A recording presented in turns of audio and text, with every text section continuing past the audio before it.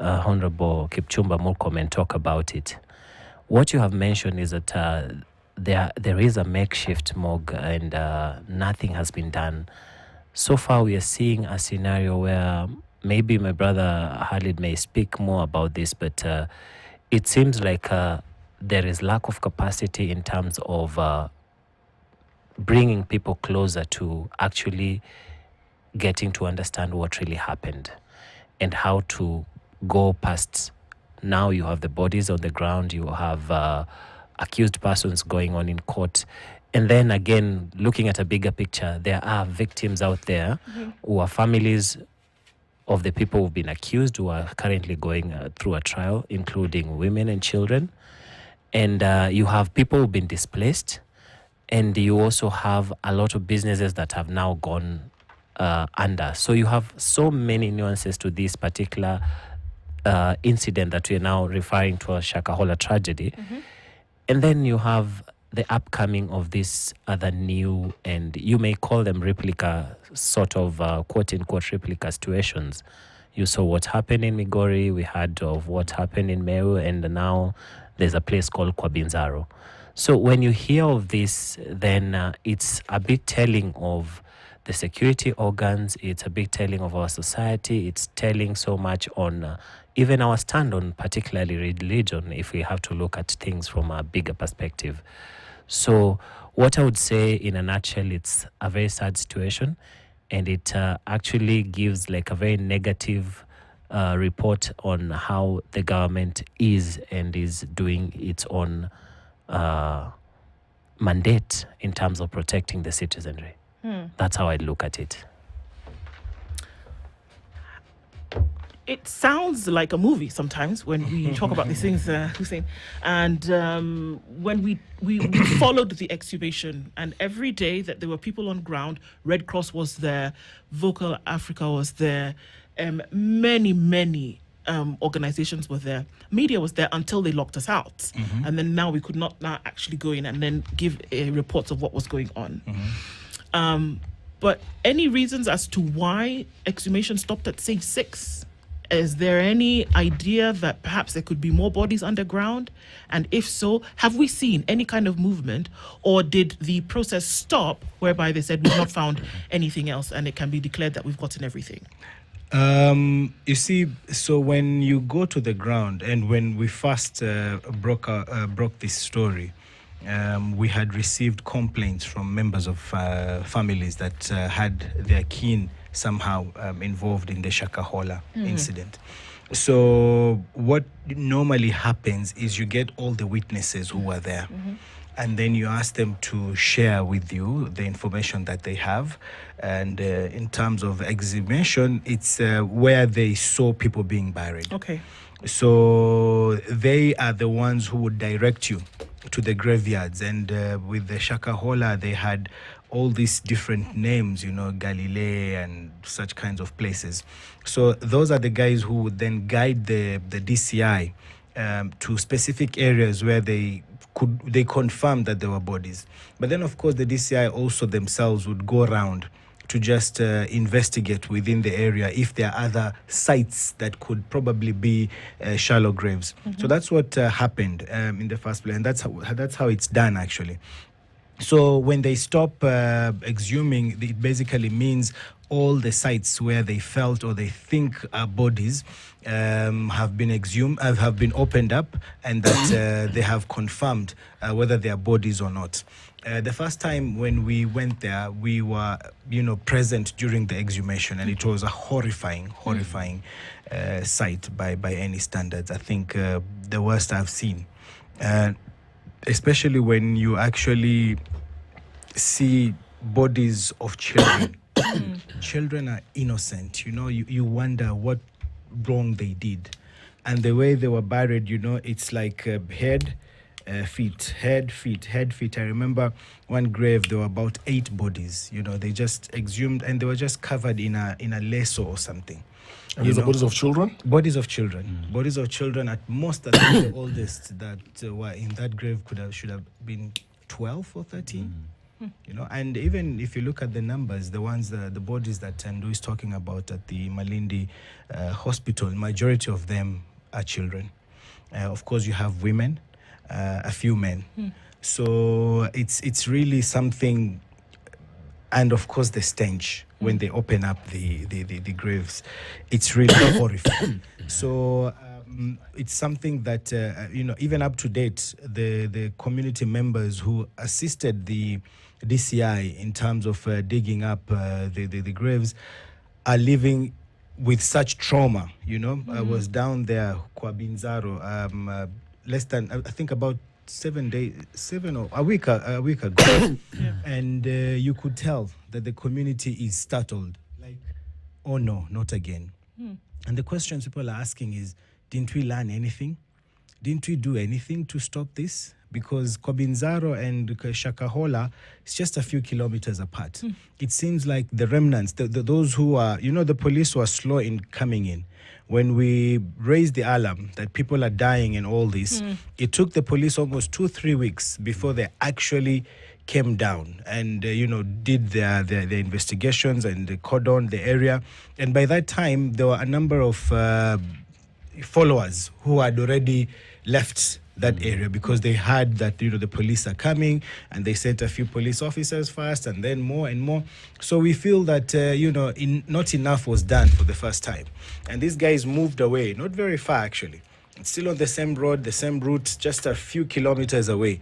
And now we're seeing it again, you know, and it's just so disappointing that we would have such a, you know, an incident of such magnitude. Hundreds have died, and we didn't do anything to actually make sure it doesn't recur. Hussein, just take us to the ground, because you've been there, to understand scale. The area is still an active crime scene. So, correct? Yes. Shakahola 1. Yes. It's not been closed. It's not been closed. It was closed earlier, but then, of course, now after a couple opened. of years, it's over 2 years now since the first time. Okay, so so now we have quote unquote Shakahola 2. Yes. Is it an issue because Wakili there talked about security and the disappointment that these things are happening, and unfortunately we still have security around? Is it a question of is it a vast area to do surveillance? Why is it a challenge to generally collect and gather intelligence and even follow up that there's something that is going on in this village that is not right? Why is it difficult to manage this? Well, number one, it's truly very vast. It's, you know, a huge chunk of land, and there's no, like, you will drive for 20-30 minutes, no makeshift houses, no signs of human settlement anywhere before you actually go to Shakahola 1, you know. And then that's the main road now, the tarmac, because this is a road, I think, it cuts through the national park all the way to Tsavo, you know, through Voi. So it's a good road, very good road. But then you drive for almost an hour, you know, inside. So like you even if you're a chief in that area, you'd be asking yourself, what am I going to do there? It's, you know, nothing. And then from the road, then you go inside, you know, like no road or whatsoever. So it's just, you can see footpaths, like, you know, people use. And then you go inside for like another 15-20 minutes on just bushland and scrubs and all that before now you come to Shakahola 1. So it's really hidden inside. Anything happening there, you wouldn't know. And we spoke to the border guys because we said these 400 plus people must have gotten here somehow. And I said, we used to come here and we'll drop them there and we don't know where they were going to. You just see them disappear in the bushes and that's it. You know, so it's far off. You really, even if you're driving through that road, you can't even tell that there are people in there because they are far deep inside. Now, Shakahola 2, it's not, I mean, on the tarmac, it's not, you don't get to Shakahola 1. It's like 5 to 10 kilometers from Shakahola 1. But then again, it's in the interior. So from the main road, you would have to drive. There is no way, if you're passing through the main road or you're standing there, or even if you started walking inside, you'll be able to tell that there are settlements in there In because there. it's deep inside, you can't see it. So yes, it is hidden. And even when we were there like a week ago, the Kwabinzaro area now had been cordoned off by police, and you could see actually from where we were, like graveyard or something like that, and then you move on, there's another grave maybe on that side. So I think that's what the situation is like on the ground. And these are fresh graves. These were fresh graves, and we met one father who has since been arrested, who said his 6 children, they died and he saw them being buried. But then we spoke to a number of other victims, and just from doing the tally, everyone confirming, saying, yes, my 2 children, or my wife, my this, my that, we came up with a total of 46. 46. 46. So far. Yeah. Okay. So, but, this is what the police were supposed to go and confirm from the exhumation. You see, this is a situation where, as you're saying, the border guys would drop people and would see people just disappear. Disappearing in the and thicket. even when you talk about now your client's case now, Mackenzie, it's a situation where it was reported before he was arrested, then released. And all these things are happening, one would say, in the glare of the authorities, because it had been reported. But the border guys would communicate to each other. This information would be out there. Definitely. And one asks the question, even as you speak to your clients and have these discussions, at what point exactly do they get attached to these individuals? Okay. At what point do they connect, if that is something you're willing to share? Because then I know court matters. Yes. Thank you so much, Dennis. You see, the fact of it is that, of course, we'll try and avoid whatever is in court, because that would now fall within a different ambit. But the truth of the matter is, what is in court, the public ought to know what is in court. It is not a fact of people dying, and it may sound insensitive, but let me just clear that up. Death is not what has brought people to court. The question is whether it was induced and how, because that's basically essentially what you're looking at in court. I can see you're moving back. Repeat that again. No, I need you to repeat what is being brought to court, not the death. The main thing is that Ndu, Dennis and Khalid, death is not what is being dealt with in court. We're not talking about murder or manslaughter. Those ones are in separate. It's the cause of death. That is It's whether it was induced or not. Yes. Okay. So that is the main issue that we will be discussing in the other courts, and the other offenses, especially offenses relating to children, and what has been termed as radicalization. So we need to understand that even as we get information about this, it is not a question of people dying, because in every community, even where I come from, people die and we bury our dead next to our houses. There's nothing strange with that. Okay. So the question that is in court is, if we're talking about the numbers, whether those deaths were induced, how, and if culpability can be on certain other individuals. Okay. We're going to go to a break in a bit, but let me ask you this question, Yes. then, Wakili. Yes. Hussein talks about the fact that they would find graves with up to 8 children Yes. in a grave. Yes. And let's just, assume that we're talking about a different case here. Yeah. In a community.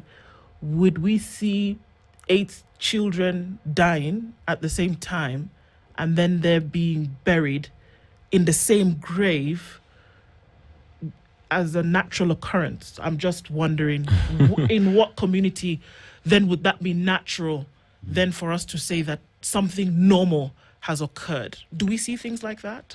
I understand that scenario completely, and let's call it, let's term it hypothetical at this stage. That's the word I was looking for. Thank you. Yes. Yeah. So hypothetically that happens, then the question is, there are certain assumptions that we've made that all these people died at the same time, all these people were buried at the same time, and it's not a matter of maybe someone being moved from another grave to this other place. And those are things that are being dealt with at a different stage. But again, the question would be, is there any offense to bury more than one person in one grave? Children? Even adults? There is none. But there is the question of in this republic, before you bury anyone, you need a burial certificate. You have to get that from the authorities. Then the question is a burial permit. A burial permit, yes. Yes, yes. So here's a question where if this was not obtained and 8 children were buried in a mass grave, the question is, how did this happen if there was no burial permit? So Dennis, on that one has been subject to what has been discussed, but is actually in court. But because some of the people have testified, if you go through the testimony that has been there, you'll realize that death certificates were obtained. Not for all of them, but in most cases they were. Okay. So that's how I can leave that. I told you it was going to be sticky. We're going to take a break and come back after this. We are talking with Wakili Lawrence Bonyo, who is the defense counsel for all 92 charged individuals in the Shakahola case. You have a lot of work to do. There were 95. 3 of those accused have since passed on. Unfortunately. He is, you and your team then are working in defense for 92 of those who've been charged. Hussein Khalid is the CEO of Vocal Africa. Of course, then having been, it's interesting that we had Shakahola 1, it was crazy. And then we're already saying Shakahola 2. Exactly. Nobody would imagine, but we are already that 46 people already. And looking into that, it goes deeper.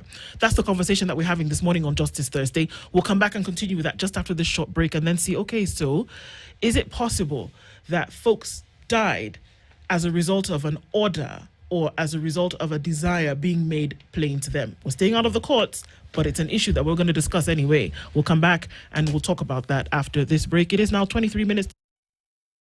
We'll continue after this.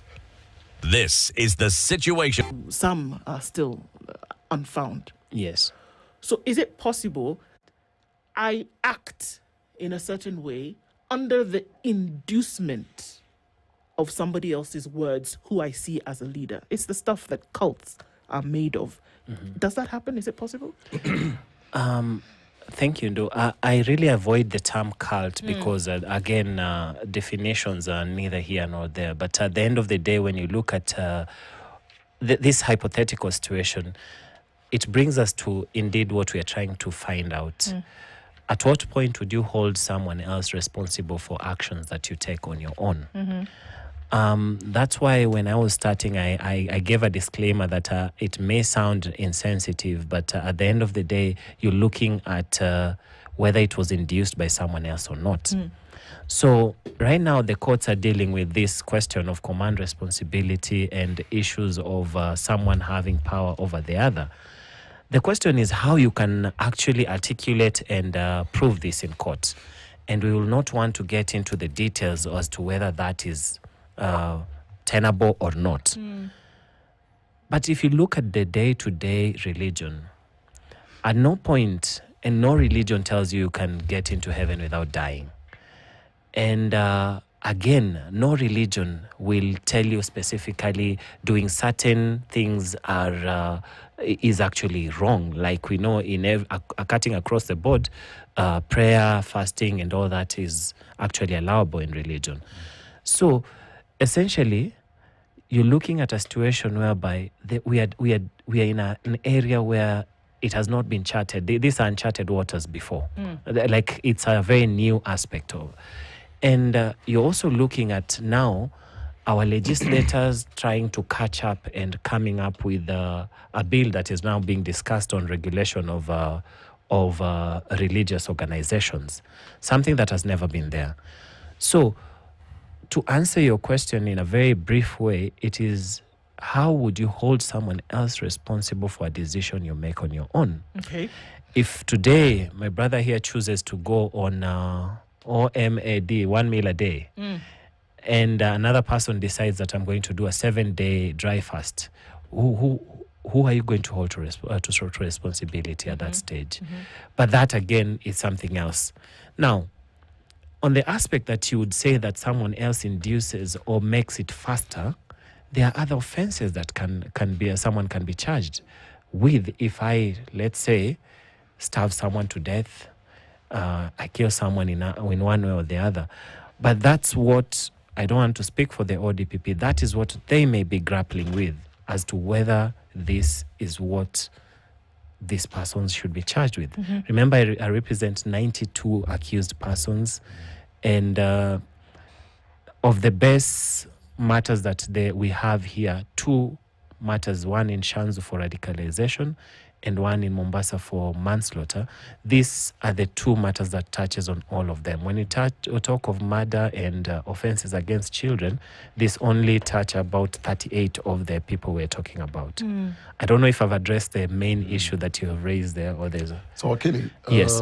Allow me to ask. Yes. And you're at liberty to tell me you can't answer this. Yes. Because I know I'm also walking on uncharted waters. So, given the gravity of the charges of the accused, Yes. and you earlier said you don't want to approach this by being insensitive, Yes. or to appear to sanitize or even trivialize the loss of those people who died in Shakahola. Yeah.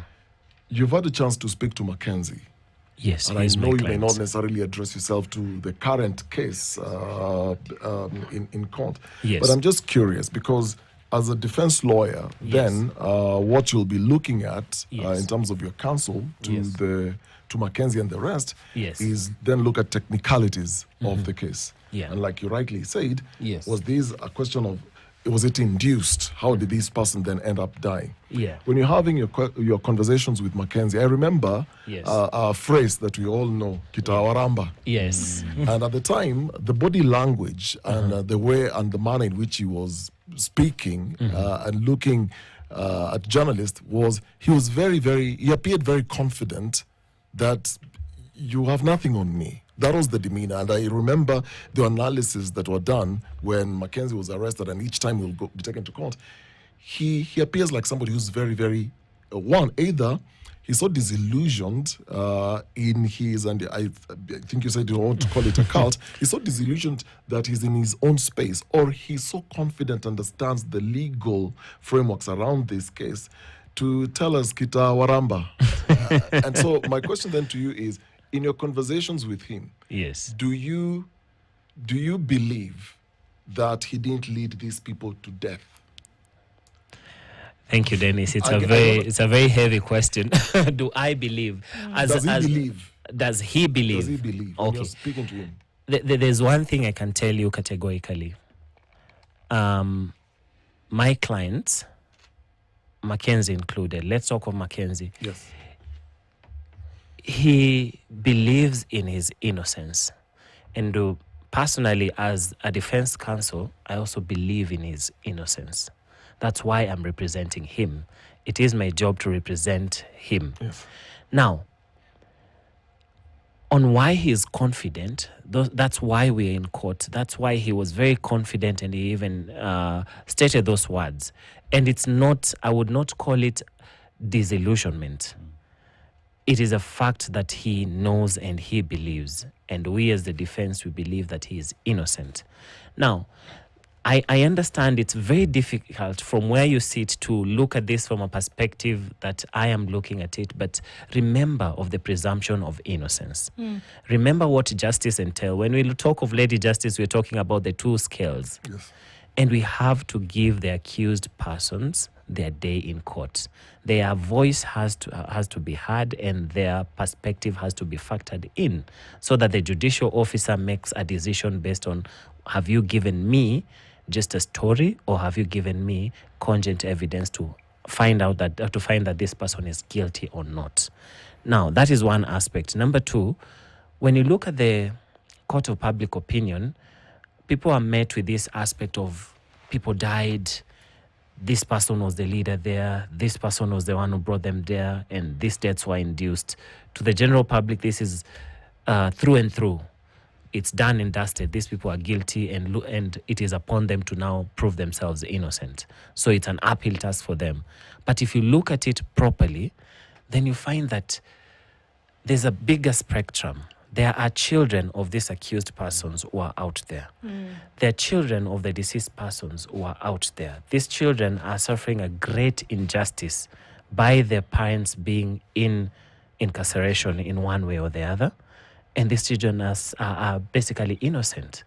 and they've been left or scattered across children homes or wherever they were taken to, rescue centers and all that.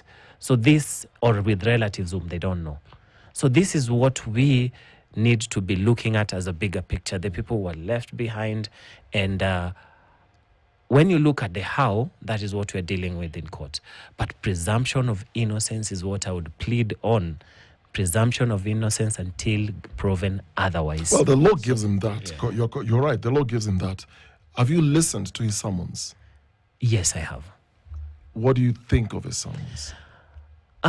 As part of what we're doing as a defense. And not as a lawyer. I'm just saying, generally speaking, when you listen to his summons, because I have. Yes. What do you make of his teachings? I think how you take in religion and summons of someone is very subjective. I would call it very subjective, because I would wake up today and tell you that the preachings of Pastor X or Sheikh X is what I don't agree with, and you see, every teaching, every extrapolation of the word is based on a religious text. So it is me reading the headline today and giving it my interpretation, you reading it, giving it your interpretation, and then there's a general consumer out there. The consumer will be left now to deal with whom do I believe. But again, this consumer has an option of reading the word for themselves. So I've heard his sermons, I've looked at some of what he's put out there, and my take is that looking at it, the final decision rests with the consumer. So here's a question where you will speak about your client. Yes. I want you to speak about the victims, because I know that you can. So here's a question where if you speak to those who lost their loved ones, those whose loved ones are missing as you speak today, both in Shakahola 1, Shakahola 2, and you ask them in terms of who is it that you think caused this death, what do they tell you? So, first of all, and even connecting your question with what Okari was asking, you see, there are two facts here that we have to differentiate. There's the legal understanding and there's the layman understanding. The layman understanding, someone may be absolutely guilty of an act of omission or commission. But legally, if it's not written down that these are the elements of that crime, then that person is not guilty.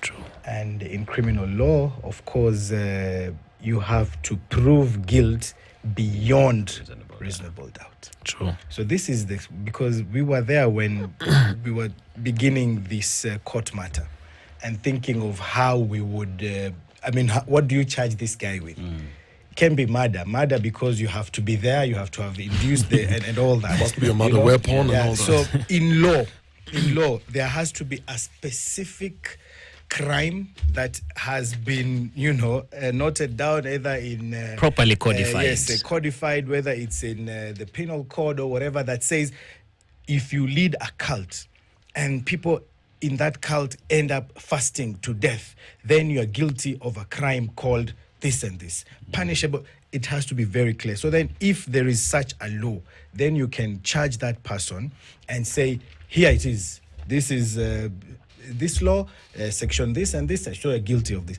But that was the challenge. I remember at that time when we broke this story, the DPP came down and others all, and we're like, this guy has done such horrendous things, but what do you charge him with? Where is it in law that says if you preach, because you can't force someone to follow you. It's your choice. Religion is something you decide, I will follow this religion. And you see, the understanding at that time, as you're asking, because a good number of those that are being charged now, we hosted them for a number of months as Vocal Africa. And they were actually supposed, the DCI said we are assessing whether these guys will be witnesses or whether we will charge them. And then in the end, they decided to charge them because they were fasting, and they wanted to die wherever they were being kept at the safe house and all that. So then they decided, hawa watu bado wanaendelea kufast. It seems like So they decided we will charge them. For us, in the court matter, we were representing the victims for quite a while until I just learned from counsel here, until our advocate has been missing sessions. But the fact remains that whatever happened, these families did not deserve to be in that situation. Who is guilty could be the state, who is guilty could be Mackenzie, but at the end of the day, someone must be held accountable. And for me, it's very clear. The state failed. Security officers, there is no justification. It's no excuse that this place is vast and all that. You're a government. You should have been able to tell. People were dying. People were being buried. How is it? We're not talking of 10, 20, 30 or 40. Hundreds of people. So where was the state? So these are questions that we all need to find answers to.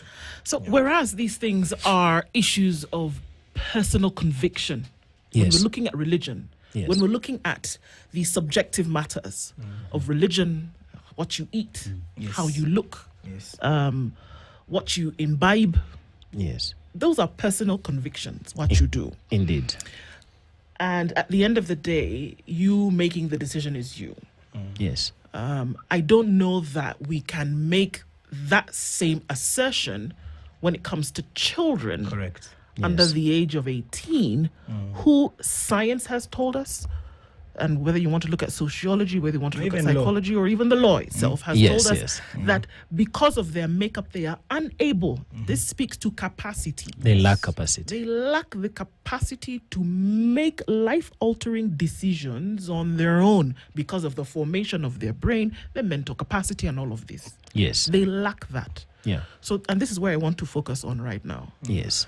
That if we say you can make a decision and that you should be held responsible for the decisions that you make, no matter if somebody is blaring it in your ear with a megaphone or every day is preaching it into you still have the decision to make. Many have linked this to poverty because people have said to us that we would not find anybody linked to Shakahola who was a millionaire and was buried in the ground, for example. So that's a whole other conversation.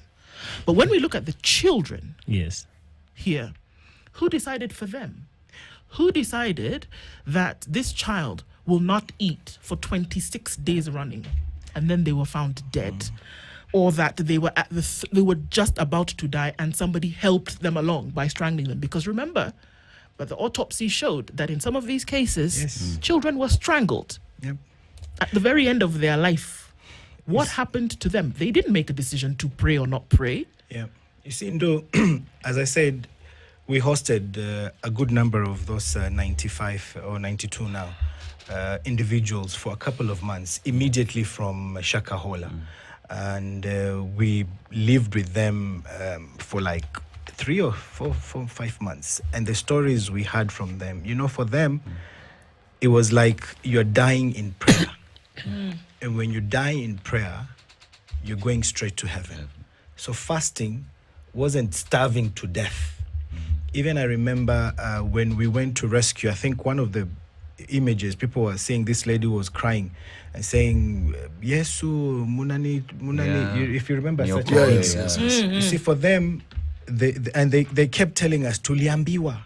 We were told that people will come, agents of Satan, to get us away from, this particular cause. We're dying to go to heaven. And they refused, even to take water or stuff like that. So for the children, and I remember a very sad story, yeah? This man went and he was looking for his child because he was told that the wife had actually gone to Shakahola and he had heard that people are dying. So he went there and he was really insisting that he wants his child. If the wife wants to stay, that's fine. Me, I want my child, And the church guards were like refusing to let him in. So he said, I'm not living here. Kama mutanipiga, munipige, nikufe and all that. So they started beating him, but then he refused to leave. He said, I'm not living here without my child. Eventually, they decided to take him to Mackenzie, according to him, his story. Yeah? The guy is in Malindi. And then when he went there, Mackenzie ordered, wacha aende angalie. Now, this guy is telling us wherever he was taken, there were children, in a place. You know the way you put kettle, alafu you have the barbed, not the barbed wire, sorry, the thorn fence around it. And then there were a number of children in the middle there.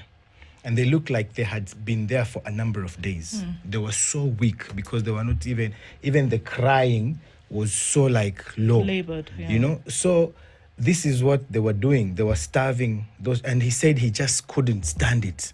What he saw. And then he was asked to, is your child there? And he looked, and his child was not there. He hasn't found his child to date. But this is what the children were going through. And the mothers there would tell us that some of them, wanaona mtoto is starving and he's not dying.